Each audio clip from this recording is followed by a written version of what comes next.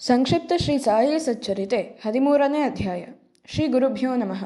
ಶ್ರೀ ಸಾಯಿನಾಥರು ಭಕ್ತರಿಗೆ ನೀಡುತ್ತಿದ್ದ ಹಿತವಚನಗಳು ಸಂಕ್ಷಿಪ್ತ ಹಾಗೂ ಅರ್ಥಗರ್ಭಿತವಾಗಿ ಇರುತ್ತಿದ್ದವು. ಯಾರು ನನ್ನನ್ನು ಭಕ್ತಿಯಿಂದ ಸದಾ ಸಾಯಿ ಎಂದು ಸ್ಮರಿಸುವರೋ ಅವರು ಪಾಪಗಳಿಂದ ಮುಕ್ತರಾಗುತ್ತಾರೆ. ನನ್ನ ಆರಾಧನೆಗೆ ಪೂಜಾ ಸಾಮಗ್ರಿಗಳ ಅಗತ್ಯವಿಲ್ಲ, ಶುದ್ಧ ಭಕ್ತಿ ಹೊಂದಿದ್ದರೆ ಸಾಕು ಎಂದು ಅವರು ಹೇಳುತ್ತಿದ್ದರು. ಭಕ್ತರ ದೈಹಿಕ ಹಾಗೂ ಮಾನಸಿಕ ರೋಗಗಳನ್ನು ಅವರು ಬಗೆಹರಿಸುತ್ತಿದ್ದರು. ನಾರಾಯಣಗಾಂವ್ಗೆ ಸೇರಿದ ಭೀಮಾಜಿ ಪಾಟೀಲರಿಗೆ ಎದೆನೋವು ತೀವ್ರವಾಗಿ ಬರುತ್ತಿತ್ತು. ಇದು ಕ್ಷಯಕ್ಕೆ ತಿರುಗಿತು. ಯಾವುದೇ ಔಷಧವು ಗುಣಪಡಿಸದಷ್ಟು ತೀವ್ರವಾಯಿತು.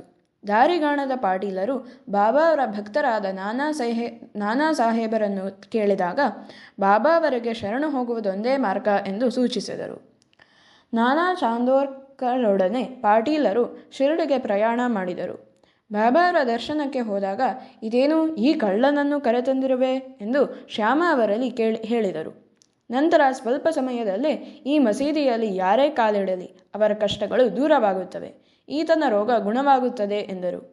5 ನಿಮಿಷಕ್ಕೊಮ್ಮೆ ರಕ್ತವಾಂತಿಯಾಗುತ್ತಿದ್ದ ಭೀಮಾಜಿ ಇದು ನಿಂತು ಹೋಯಿತು. ಅವರ ಆರೋಗ್ಯ ಸುಧಾರಿಸಿತು. ಶ್ಯಾಮ ಅವರನ್ನು ಭೀಮಾಜಿಯವರ ಮನೆಯಲ್ಲಿ ತಂಗುವಂತೆ ಹೇಳಲಾಯಿತು. ಆ ಮನೆಯ ಪರಿಸ್ಥಿತಿ ಅಷ್ಟೇನೂ ಒಳ್ಳೆಯದಾಗಿರಲಿಲ್ಲ. ಆದರೂ ಬಾಬಾ ಅವರ ಆಜ್ಞೆಯನ್ನು ಪಾಲಿಸಲೇಬೇಕಾಗಿತ್ತು. ಶ್ರೀ ಸಾಯಿ ಅವರು ಭೀಮಾಜಿಯವರ ಕನಸಿನಲ್ಲಿ 2 ಬಾರಿ ಕಾಣಿಸಿಕೊಂಡು ಅವರ ರೋಗವನ್ನು ಪೂರ್ತಿಯಾಗಿ ಗುಣಪಡಿಸಿದರು. ಮೊದಲ ಸಲ ಶಾಲೆಯ ಹುಡುಗನಿಗೆ ಪಾಠವನ್ನು ಒಪ್ಪಿಸದೇ ಇದ್ದುದಕ್ಕಾಗಿ ಶಿಕ್ಷೆ ನೀಡಿದಂತೆ ಹಾಗೂ 2ನೇ ಬಾರಿ ಎದೆಯ ಮೇಲೆ ಕಲ್ಲುರುಳಿ ನೋವುಂಟು ಮಾಡಿದಂತೆ ಕನಸಾಯಿತು. ಭೀಮಾಜಿ ಅವರು ರೋಗಮುಕ್ತರಾಗಿ ಬಾಬಾ ಅವರಿಗೆ ನಮಸ್ಕಾರ ಮಾಡಿದರು.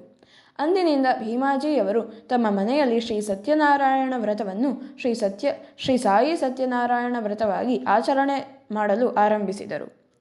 ಮಲೇರಿಯಾ ಆ ಕಾಲದಲ್ಲಿ ಗುಣವಾಗದೇ ಇರುವ ಭಯಂಕರ ಕಾಯಿಲೆಯಾಗಿ ಬಾಬಾ ಅವರ ಭಕ್ತರಾದ ಗಣಪತ ಶಿಂಪೆಯರನ್ನು ಕಾಡಿಸಿತು. ಅವರು ದಾರಿಗಾಣದೆ ಬಾಬಾ ಅವರಲ್ಲಿ ಶರಣಾದರು.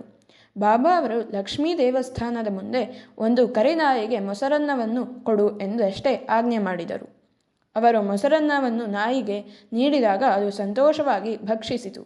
ಶಿಂಪೆಯವರ ಮಲೇರಿಯಾ ಕೂಡಲೇ ಗುಣವಾಯಿತು. ಬಾಪು ಸಾಹೇಬ್ ಬೂಟೆ ಅವರಿಗೆ ವಾಂತಿ ಹಾಗೂ ಆಮಶಂಕೆಗಳಾದವು. ನಿತ್ರಾಣವಾಯಿತು. ಆಗ ಬಾಬಾ ಅವರನ್ನು ತಮ್ಮ ಮುಂದೆ ಕೂರಿಸಿಕೊಂಡು ಎಚ್ಚರ, ವಾಂತಿ ಮಾಡಬೇಡ ಎಂದು ತಮ್ಮ ತೋರು ಬೆರಳನ್ನು ಸೂಚಿಸಿದರು. ಬೂಟಿಯವರ ವಾಂತಿ ಭೇದಿ ಕೂಡಲೇ ನಿಂತು ಹೋಯಿತು. ಶ್ರೀ ಬಾಬಾ ಅವರ ಮಾತೆ ಮಂತ್ರೌಷಧವಾಗಿತ್ತು. ಇನ್ನೊಮ್ಮೆ ಬೂಟಿ ಅವರಿಗೆ ಕಾಲರಾ ಜಾಡ್ಯವಾಯಿತು. ವೈದ್ಯರ ಉಪಚಾರ ವಿಫಲವಾಯಿತು. ಬಾಬಾ ಅವರಲ್ಲಿ ಮೊರೆ ಹೊಕ್ಕಾಗ ಬಾದಾಮಿ, ಅಖ್ರೋಟ್, ಪಿಸ್ತಾಗಳನ್ನು ಅರೆದು ಸಕ್ಕರೆ ಹಾಕಿ ಕುದಿಯುವ ಹಾಲಿನಲ್ಲಿ ಹಾಕಿ ಕುಡಿ ಎಂದರು. ಈ ವಿಚಿತ್ರ ಔಷಧಿಯಿಂದ ರೋಗ ಗುಣವಾಯಿತು. ತೀವ್ರ ಕಿವಿಯ ನೋವಿನಿಂದ ಆಳುಂದಿಯ ಸಾಧುಗಳೊಬ್ಬರು ಬಳಲುತ್ತಿದ್ದರು. ಬಾಬಾ ಅವರ ದರ್ಶನ ಪಡೆದಾಗ ಅವರು ದೇವರು ಒಳ್ಳೆಯದನ್ನು ಮಾಡುತ್ತಾನೆ ಎಂದು ಹೇಳಿದರು. 1 ವಾರದ ನಂತರ ಅವರ ಕಿವಿನೋವು ಮಾಯವಾಯಿತು.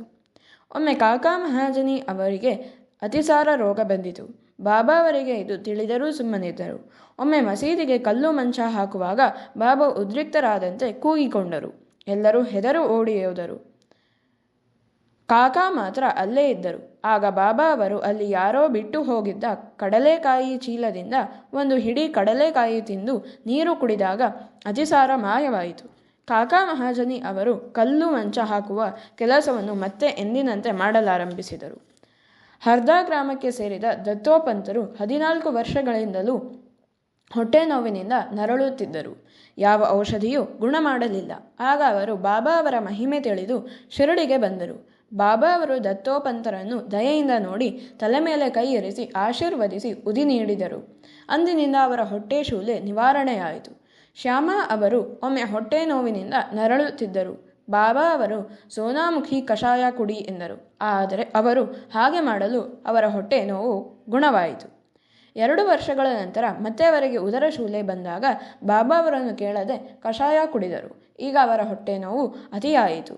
ಮತ್ತೆ ಬಾಬಾ ಅವರ ದಯೆಯಿಂದಲೇ ಅದು ಗುಣವಾಯಿತು.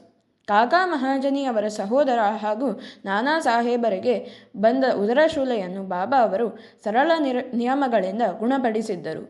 ಇಲ್ಲಿರೋ ಹಗರಣ ಮಾಡಿದ್ದು ಶ್ರೀ ಸಾಯಿನಾಥರ ಕೃಪೆಯೇ ಹೊರತು ಔಷಧಿಗಳಲ್ಲ ಎಂಬಲ್ಲಿಗೆ ಶ್ರೀ ಸಾಯಿ ಸಚ್ಚರಿತೆಯ 13ನೇ ಅಧ್ಯಾಯವು ಸಂಪೂರ್ಣವಾಯಿತು.